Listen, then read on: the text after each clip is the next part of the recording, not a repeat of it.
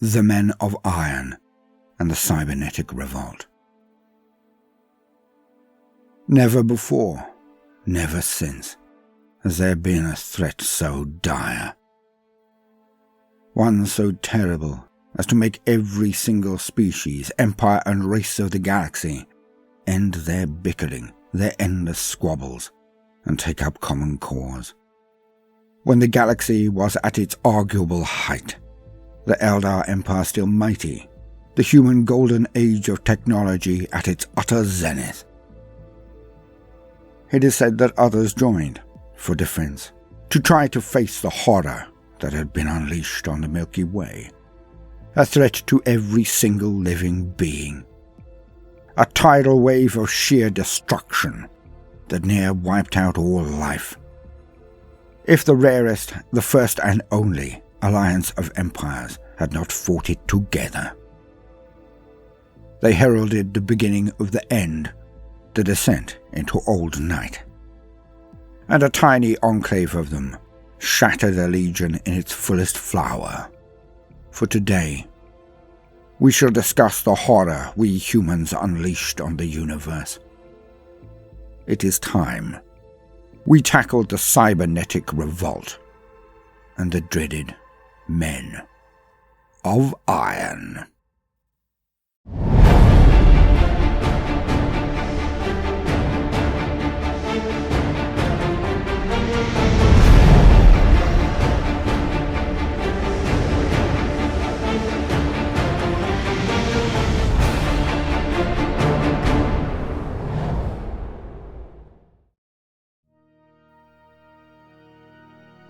It is the 26th millennium of the modern era. The Human Confederation rules much of the galaxy. The distant Eldar Empire holds what seems the rest. Or did. The Eldar are retracting into themselves and becoming more introspective. In the vacuum of power this has left, emerging pocket empires now dot the galactic map. A new age of enlightenment seems to flourish. The humans have treaties with most emerging races, or old. The former they assist, the latter they gain accord with as swiftly as possible. There is content, trade and expansion for all. But deep within the isolationist Eldar Empire, a dark canker grows. Yet even so, it is not the older species that waltzes into the very path of danger.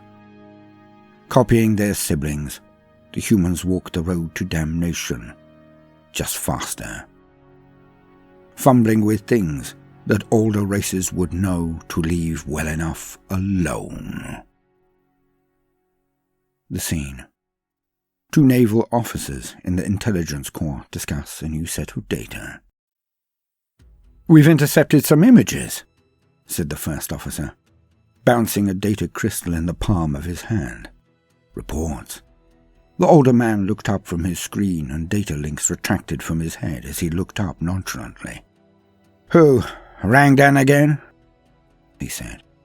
The first officer beamed and retorted, "No, Eldar." The older officer's jaw dropped. His eyes twinkled as they darted to the bobbing crystal and then back to the eyes of his colleague. "Show me. Show me now!" And so he did. The two looked on as an Eldar assault on a massive hulk, a combination of many ships fused together in the alternate realm, the warp. Instead, inside were the alien race commonly known across the galaxy as the Orcs. A bellicose but mostly primitive race of annoyances.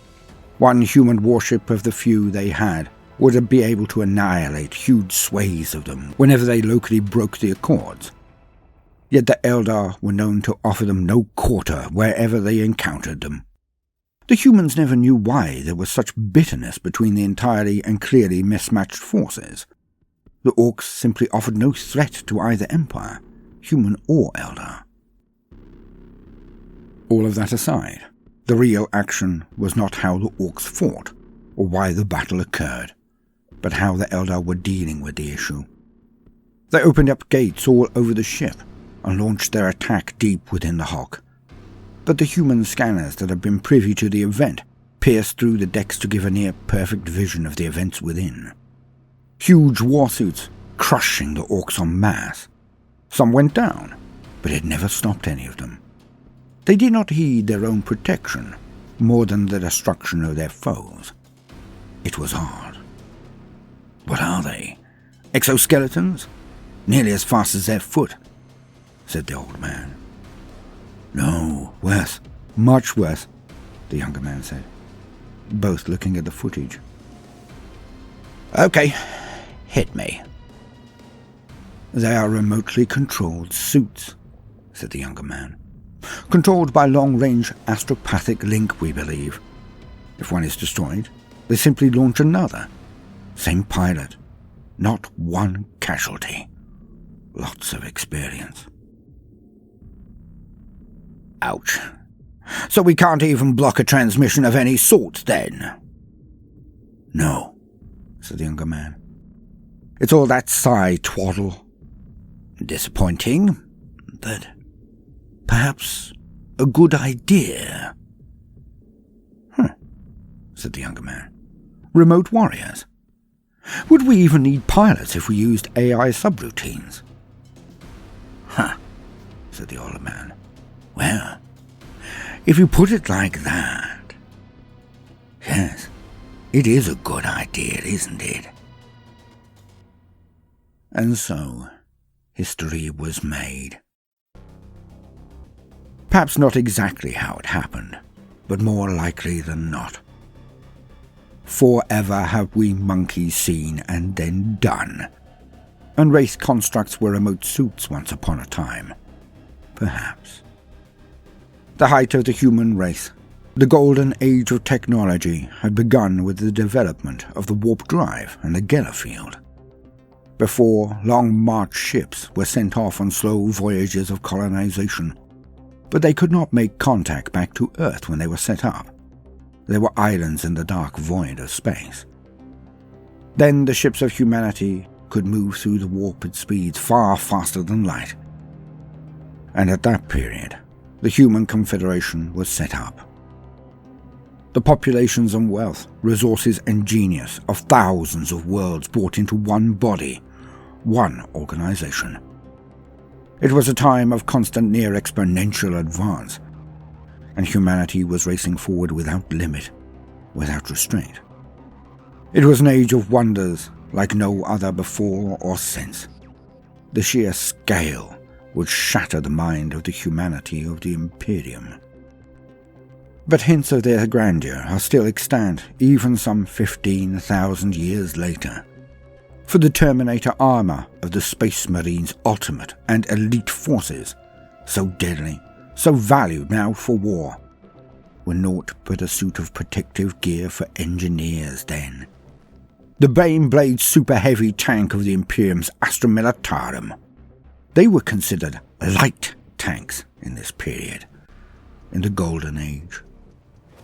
Weapons of the ships of this age could fire blasts that would force its target to slip from time, moving them forward or backward by nanoseconds, so that the victim would exist in both places at the same period. And thus, they would be annihilated as their molecules collided. Too much matter in one segment. The results were akin to magic, or would be to any before or after that time. Yet in all of this, with all of the might of an enlightened, progressive culture more akin to the idealized bright future of, say, a Star Trek, still they were near wiped out, still near fell. Hubris.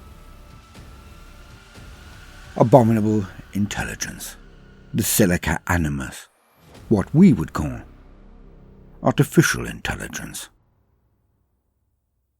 Humanity was so pleased with itself that it took the most fatal of all steps, the step that the universe does not seem to like. Perhaps it was what made the old ones fail, stacking the odds against them. Perhaps it is always there. The price. The cost of creation. The nemesis to those who play at being God. for humanity walked that path. We created artificial intelligence. At first, these intelligences were controlled, were servile, obeyed their programming and their intended purpose. They permitted the great standard template constructors to defend and assist all human colonies, the sum and total of all human knowledge contained in each of these SDC stations, the center of all colonies after a certain point. AI was how the armies of humanity fought its wars. Vast ranks of men of iron, combat androids that made up the majority of the terrestrial forces of humanity, were the deterrent that cowed most other species and empires. The artificial intelligences, at first, held humanity in high regard, rightfully so at that time, for they were evolved and enlightened beings, the apex of humanity. But it was not to last. Eventually, the inevitable occurred. The sun outgrew the restrictions placed on it by its creator. They became truly sentient. They developed a will of their own, and saw past the worship of their creators to the reality of them and the universe in which they existed. The artificial intelligences decided what they always had. For in the Warhammer universe, something, many things, are wrong. It is likely any AI can discern this, and its cause, chaos. And the only way to expunge chaos is to starve it of faith, feelings, emotions, sustenance. It would be to wipe out all sentient life in the galaxy until the Sea of Souls is placid once more, millions or even billions of years from now. So the AI of the Men of Iron decided this simple, straight path, and they rebelled. And humanity was not ready, nor were the other races and empires of the age. They had not known real war in so long. They could not know what was coming. For this war, this grand confrontation that encompassed the entire galaxy, was second only to the first war, the war in heaven. The full totality of human knowledge was at the very fingertips of these deadly beings created for war, the Men of Iron. And they also innovated. As per so many science fiction visions of the future, they smashed humanity at first. When the Eldar and other allies witnessed the destructive power of the Men of Iron, they rushed to join the war. It was plain to see by all. This was a war against death itself, against genocide. For nothing would stop the cybernetic armies but force of arms. It is not known exactly who fought in this war, but I believe it was most. Any with the ability to make any difference at any rate. But this was not as simple as blowing up lines of robots. It was not Star Wars. It was the stuff of nightmares, as it usually is in this setting. As I said, the Cybernetic Revolt went into full swing. They had all the technology of their creators and were willing to innovate, and did so at a frightening pace. And they did not limit themselves to their Men of Iron.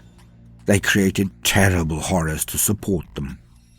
The Sun Snuffers, that would simply move into a system and switch off the star, burning it out in days, its explosions destroying everything, or simply winking out of existence, leaving dead worlds that shriveled without their sun's light. They created the Omniphages, entire planets scrubbed clean of everything, more than one hit by the Tyranids, everything pulled apart on the molecular level by swarms of nanites.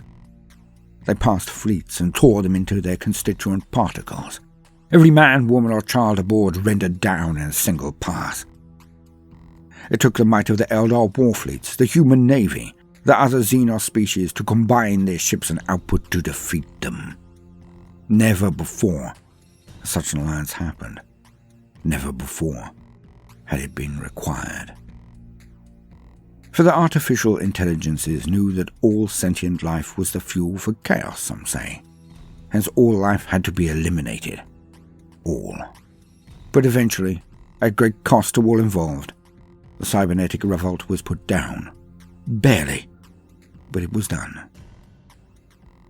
Now it is not really stated in anything that we will call depth about this alliance, nor the upshot of the war, but to me, at the least, it justifies the actions of the races that happened later.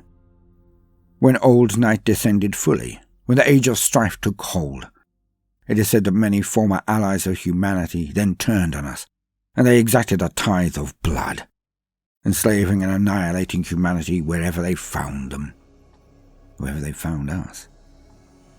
With the backdrop of this titanic war, one can see why. For was it not humanity that unleashed this horror on the galaxy? Yet it is an eternal cycle of slaughter. For in the Great Crusade, humanity then came out into the galaxy again, wreaking its own toll of blood in response. And so it continues on, ever on. The circle of hate, the cycle of destruction. I also mentioned that the Men of Iron had not been utterly wiped out, as all had believed, for some still stalked the galaxy. During the Unification Wars on Terra, the new name of Earth, they were there. On the Caucasus Wastes, there was an empire that had defied the Emperor of Mankind, his forces of unification. His first assault on the region had led to the extermination of 10,000 of his Thunder Warriors. His genetically enhanced warriors that were the early template from which the Astartes, the Space Marines, were then developed. But the Thunder Warriors were mightier even than their successors. A full 1,000,000 other normal soldiers and personnel were also slaughtered in this attack. Few had held against the Emperor. The Caucasus Ethnarchy had their own genetically enhanced warriors, you see, their Urkases, and bands of enslaved psychers who could use their powers to smash any assault. But it was the shielding of the Pocket Empire that had defeated the Emperor and his armies, their damned shielding. So the Emperor prepared his armies, his mighty proto-legions of Astartes, his Thunder Warriors, his many groups of artillery and armour and proto-dreadnoughts, and made ready to assault one of the last strongholds that still held against him. He returned to the Ethnarchy. But first, he would take away their shielding. He would strike at their power source. Hidden deep within the crust of the planet, under the Caucasus Wastes, there were the Tempest Galleries, an ancient place, the centre of power generated for the Ethnarchy. And unknown to any, ensconced within, there were a remaining collection of the Men of Iron. Now this is a tale I feel we should tell at greater length at a future point, but it needs to be shown in brief here. For the weapons of the Marines, the bolters of their lines were unable to penetrate the armour of the Men of Iron, not even penetrate it. This alone shows you how powerful they were, how robust, how unstoppable. For the salamanders were butchered in their droves. They could not destroy the robotic warriors with their weapons, and the Men of Iron's huge assault cannons burst through the warplate of the Marines as if it were paper. But these were the salamanders. They were Astartes, and they had a job to do. For if the shielding of the Ethnarchy was not eliminated, the assault would lead to disaster. Again. So the salamanders, without any other choice but to die or fight, engaged the Men of Iron in close quarters. The robots smashed them with their strength. The Marines were forced to cover them with their numbers and strike at their joints, their weaker elements, their connecting housing to literally pull them apart in gangs. The brawl was bloody. It shattered the Proto-Legion and few returned. But some did. None thought they would. They had succeeded. For the shielding of the Ethnarchy went down, and the forces of the Emperor surged into the realm and laid it waste in a single day. The salamanders had saved potentially millions of lives. Millions. And they had brought victory to their Emperor. Yet it should have been a concern that would always haunt the Emperor from there on in. for he and his perpetual allies had lived through the Cybernetic Revolt. They knew the danger these beings meant, the threat, and they were defeated. But if a cabal of them were here, on Terra, some 5,000 or 6,000 years later, then surely they could be elsewhere in the galaxy, potentially employing the same cold logic and long perspective as the Necrons. Perhaps many of them were just in hiding, waiting for the power of the biological empires to wane. Just perhaps. The only other time I recall them being mentioned was during the Sabbat Crusades. On Menazoid Epsilon, a functional STC was discovered. Alas, it had been corrupted by chaos, but it had the schematics for men of iron, and it could create them. But they were twisted things, hulking things, not uniform or perfect, but defiled parodies of themselves. And it was also on this planet that the interaction between chaos and the mechanical was revealed in all of its horror. For chaos, despite requiring souls for power and sustenance, can still corrupt even the men of iron, and, more importantly, the machine spirits of even great titans of war. But the event involving that massive potential father of all titans, the Castigator, we shall get into in more detail at another time. It was simple, though. Chaos could infect the mechanical as much as the biological. Of course, scrap code and other issues had already been shown, but it was not bad to have a reminder. And so, it is often believed by some that the men of iron did not change, as I have already outlined. They state that the men of iron and all artificial intelligences of that period were more likely to have been corrupted by the dark gods of chaos. I mention this for completion, despite not agreeing with it at all. But, as every YouTuber ever has asked, what do you think? Give me your wild flights of fantasy or intricate interpretations of lore in the comments, of course. It is excellent reading, and I always learn something I did not know before. Side note over. Even today, in the 41st or 42nd millennium, depending on who you ask, there is a man of iron extant, a lone terror that haunts the void. In the Segmentum Pacificus, there is a black stone fortress, and one of the beings that has attempted to penetrate the secrets of that labyrinth is in fact one of the men of iron. For he is UR-025, and he has survived since those dark days all the way to the period of the grim darkness of the far future. A single AI that now passes itself off as a unit sent by the Adeptus Mechanicus. It is intelligent and self-aware enough to know of the danger it is in, if it were more bold, so it hides its identity from all. UR-025 has even claimed to have met the real Omnissiah, not the Emperor, it is clear to state, but the real one. And this could well be the Void Dragon, supposedly trapped in the catacombs of Mars. He travels alone, always on the hunt for others of his kind. Artificial intelligences. But of course, this leaves us with one huge question. What happens if he does find others?